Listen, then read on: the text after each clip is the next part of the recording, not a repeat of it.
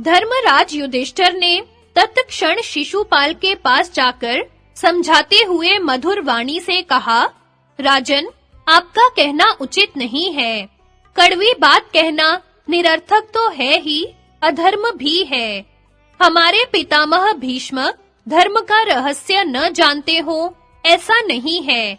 आप व्यर्थ उनका तिरस्कार मत कीजिए। देखिए, यहाँ आपसे भी विद्या वयोवृद्ध बहुत से राजा उपस्थित हैं। उन्हें भगवान श्री कृष्ण की पूजा बुरी नहीं मालूम हुई है।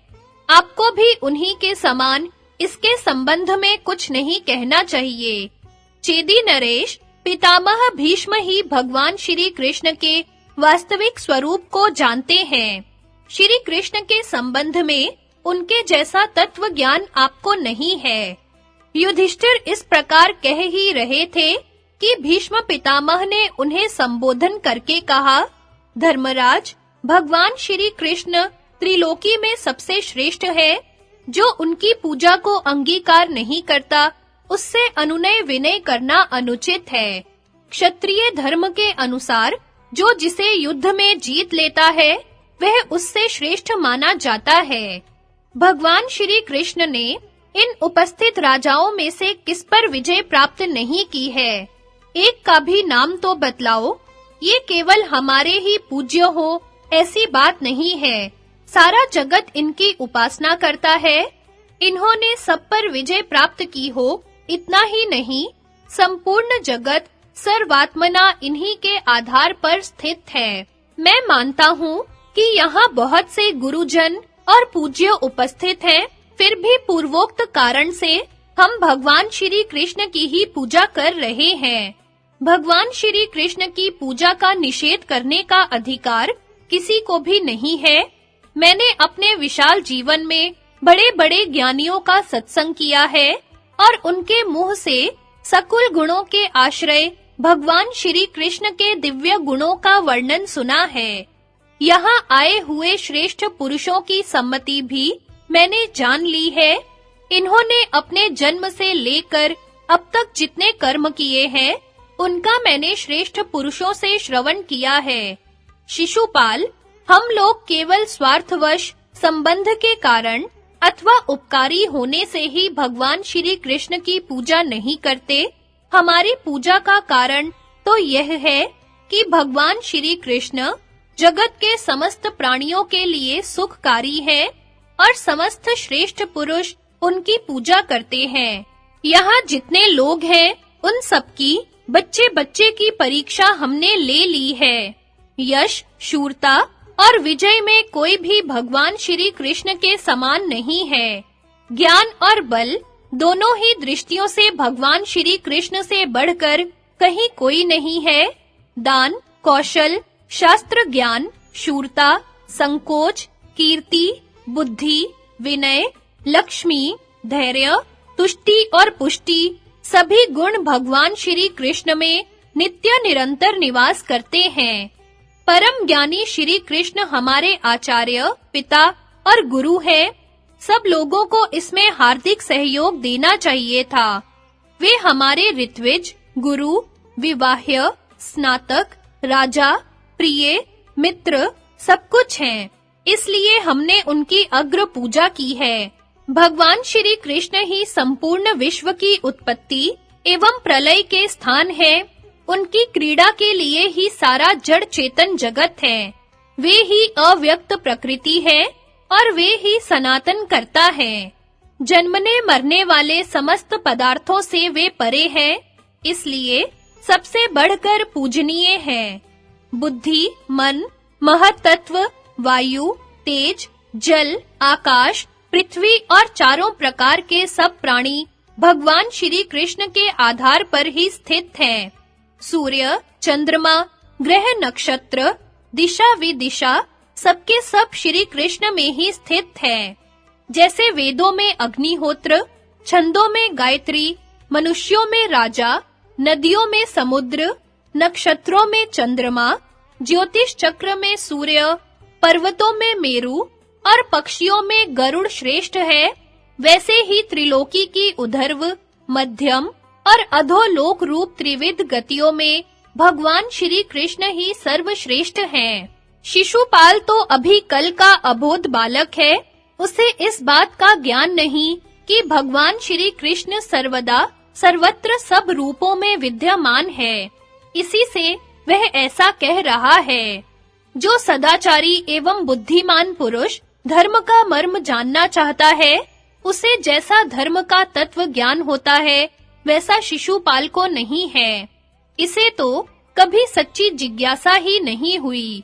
यहाँ जितने छोटे बड़े राजऋषि महर्षि उपस्थित हैं, उनमें कौन ऐसा है जो भगवान श्री कृष्ण को पूज्य नहीं मानता और उनकी पूजा नहीं करता?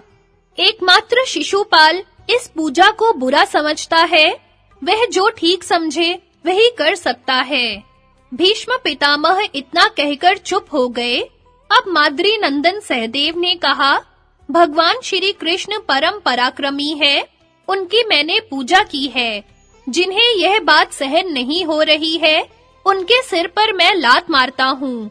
मेरे इतना कहने के बाद जिसको विरोध करना हो, वह बोले, मैं उसका वध करूँगा। सभी बुद्धिमान हमारे आचार्य, पिता, गुरु एवं पूजनीय भगवान श्री कृष्ण की पूजा का समर्थन करें। सहदेव ने इस प्रकार कहकर जोर से लात पटकी, परंतु उन मानी और बलवान राजाओं में से किसी की जीभ तक न हिली। आकाश से सहदेव के सिर पर पुष्पों की वर्षा होने लगी और अदृश्य रूप से साधु साधु की ध्वनि सुनाई पड़ने लगी। देवऋषि नारद भी वहीं बैठे थे। उनकी सर्वज्ञता प्रसिद्ध है। उन्होंने सबके सामने बड़े स्पष्ट शब्दों में कहा कि जो लोग कमल नयन भगवान श्री कृष्ण की पूजा नहीं करते, उन्हें जिंदा रहने पर भी मुर्दा ही समझना चाहिए। उनके साथ तो कभी बात तक नहीं करनी चाहिए। इसके अनंतर सहदेव ने ब्राह्मण और क्षत्रियों की यथोचित पूजा की। इस प्रकार पूजा का काम समाप्त हुआ। भगवान श्री कृष्ण की पूजा से शिशुपाल क्रोध के मारे आग बबूला हो गया था। उसकी आंखें खून उगल रही थी। उसने राजाओं को पुकार कर कहा कि मैं सेनापति बनकर खड़ा हूँ। अब आप लोग किस उधेड़ बुन में पड़े हैं? आइए हम लोग डटकर यादवों और पांडवों की सम्मिलित सेना से भिड़ जाएं। इस प्रकार शिशुपाल यज्ञ में विघ्न डालने के लिए राजाओं को उत्साहित कर उनसे सलाह करने लगा। उस समय वे लोग क्रोध से तिलमिला रहे थे। चेहरे पर शिकन पड़ गई थी।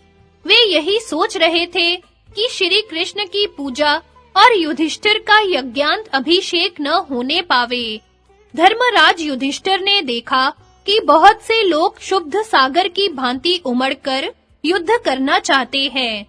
तब उन्होंने भीष्म पितामह के पास जाकर कहा, पितामह, अब मुझे क्या करना चाहिए? आप यज्ञ की निर्विघ्न समाप्ति और प्रजा के हित का उपाय बतलाइए। भीष्म पितामह ने कहा, बेटा, डरने की कोई बात नहीं। क्या कभी कुत्ता सिंह को मार सकता है? मैंने पहले ही तुम्हारे कर्तव्य का निश्चय कर लिया है। जैसे सिंह के सो जाने पर कुत्ते भौंकते हैं, वैसे ही भगवान श्री कृष्ण के चुप रहने से ही ये चिल्ला रहे हैं। मूर्ख शिशुपाल अनजाने में ही इन राजाओं को यमपुरी भेजना चाहता है। निस्संदेह भगवान श्री कृष्ण शिशुपाल का तेज खींच लेना चाहते हैं। ये जिसको खींच लेना चाहते हैं, उसी की बुद्धि ऐसी हो जाती है। ये सारे जगत के मूल कारण और प्रलय स्थान है। तुम निश्चिंत रहो। भीष्म पितामह की बात शिशुपाल ने भी सुनी। उसने भीष्म को डांटते हुए कहा, तुम्हें सब राजाओं को धमकाते समय शर्म नहीं आती? अरे, बूढ़े होकर तुम अपने कुल को क्यों कलंकित करते हो? मूर्ख और घमंडी कृष्ण की प्रशंसा करते समय तुम्हारी जीभ के 100 टुकड़े क्यों नहीं हो जाते? मूर्ख से मूर्ख भी जिसकी निंदा करता है, उस ग्वालिये की तुम ज्ञानी होकर क्यों प्रशंसा कर रहे हो? यदि इसने बचपन में किसी पक्षी, घोड़े अथवा बैल को मार ही डाला तो क्या हुआ? वे कोई युद्ध के उस्ताद तो नहीं थे। यदि इसने चेतनाहीन छकड़े को पैर मारकर उलट दिया तो क्या चमत्कार हुआ। यदि इसने गोवर्धन पर्वत को 7 दिन तक उठा रखा तो कौन सी अलौकिक घटना घट गई। अरे वह तो दीमकों की बांबी मात्र है। अवश्य ही यह सुनकर हमें आश्चर्य हुआ कि पेटू कृष्ण ने गोवर्धन पर बहुत सा अन्न खा लिया।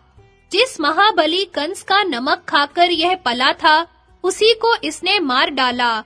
है ना कृत घनता की हद। धर्मज्ञानी जी, धर्म के अनुसार स्त्री, गौ, ब्राह्मण और जिसका अन्न खाए, जिसके आश्रय में रहे, उसे नहीं मारना चाहिए। जिसने जन्मते ही स्त्री को मार डाला उसे ही तुम जगतपति बतलाते हो। बुद्धि की बलिहारी है। अजी तुम्हारे कहने से यह कृष्ण भी अपने को वैसा ही मानने लगेगा। अजी धर्मध्वजी, तुम अपने स्वभाव की नीचता के कारण ही पांडवों को ऐसा बना दिया है। तुमने धर्म की आड़ में जो दुष्कर्म किए हैं, वे क्या कभी किसी ज्ञानी के द्वारा किए जा सकते हैं? काशी नरेश की कन्या अंबा शाल्व को अपना पति बनाना चाहती थी, परंतु तुम उसे बलपूर्वक हर लाए। यह कौन सा धर्म है जी? तुम्हारा ब्रह्मचर्य व्यर्थ है। तुमने नपुंसकता अथवा मूर्खता के कारण यह हठ पकड़ रखा है। अब तक तुमने कौन सी उन्नति संपादन की है? हाँ, धर्म की बातें तो बढ़-बढ़कर अवश्य करते हो। सभी लोग जरासंध का आदर करते थे। उन्होंने कृष्ण को दास समझकर ही इसका वध नहीं किया।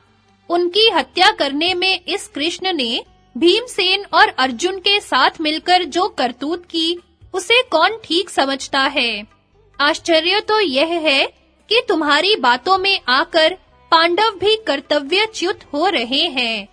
क्यों ना हो, तुम्हारे जैसे नपुंसक, पुरुषार्थहीन और बूढ़े जब सम्मति देने वाले हों, तब ऐसा ही होना चाहिए।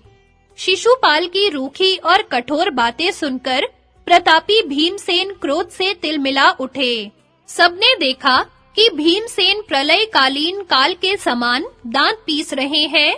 वे क्रोध में आकर शिशुपाल पर टूटना ही चाहते थे कि महाबाहु भीष्म ने उन्हें रोक लिया। इतना सब होने पर भी शिशुपाल टस से मस नहीं हुआ, वह डटा ही रहा। उसने हंसकर कहा, भीष्म, छोड़ दो इसे। अभी सब लोग देखेंगे कि यह मेरे क्रोध की आग में पतंगे की भांति भस्म हो रहा है। भीष्म पितामह ने शिशुपाल की बात की ओर कोई ध्यान नहीं दिया। वे भीमसेन को समझाने लगे।